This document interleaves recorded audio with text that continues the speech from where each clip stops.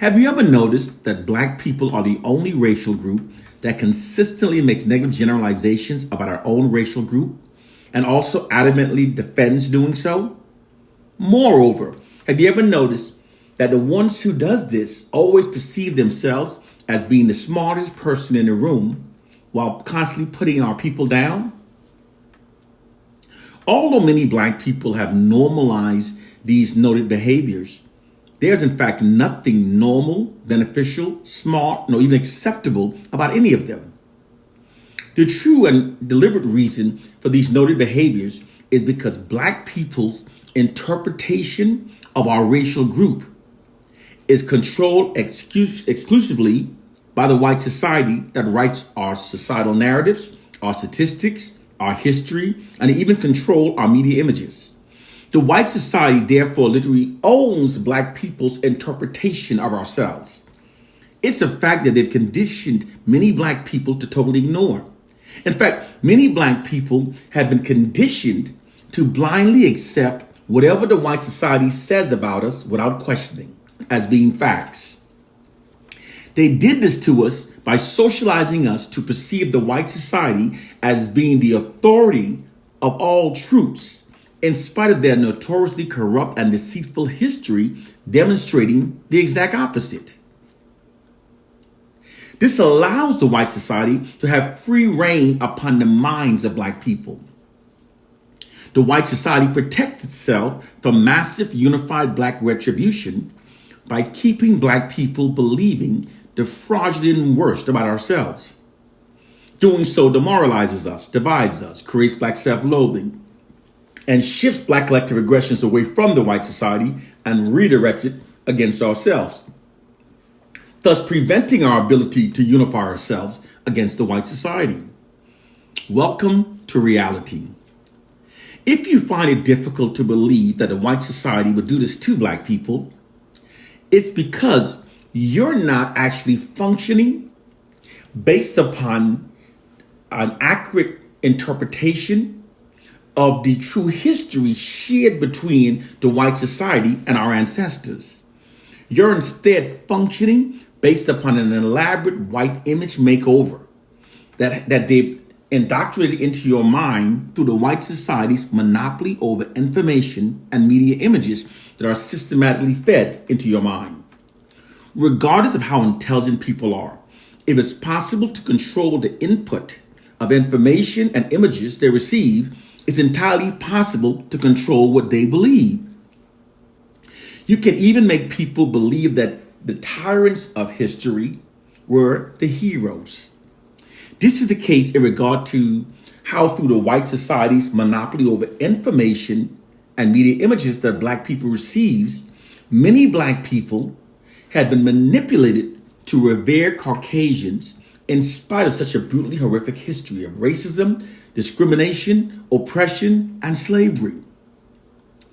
Today, the worst traitors of the black communities are black social scientists, those who knows what I'm teaching is true, but they remain totally silent.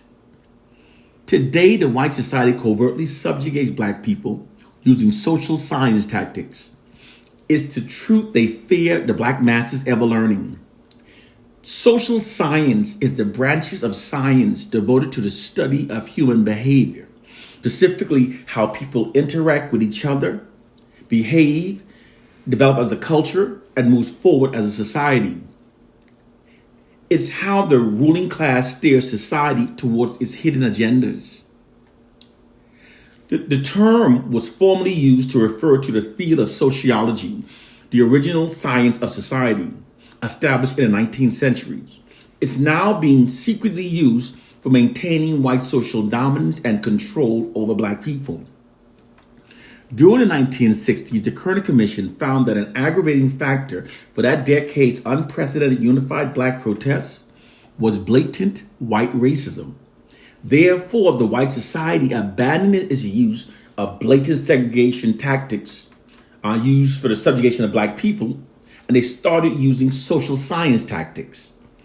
Doing so provides the white society with their most proficient and most covert method used for controlling and subjugating black people. For unlike the past blatant racist systems that black people were easily able to identify and therefore unify ourselves against and develop counter strategies to overcome, this system is not easily recognized nor is it easily comprehended by many of its black victims. White racism always works best when the black victims no longer recognizes how it works. Using social science allows the white society to continue its exploitation and subjugation of black people while simultaneously manipulating black people to perceive ourselves as being our own worst enemies.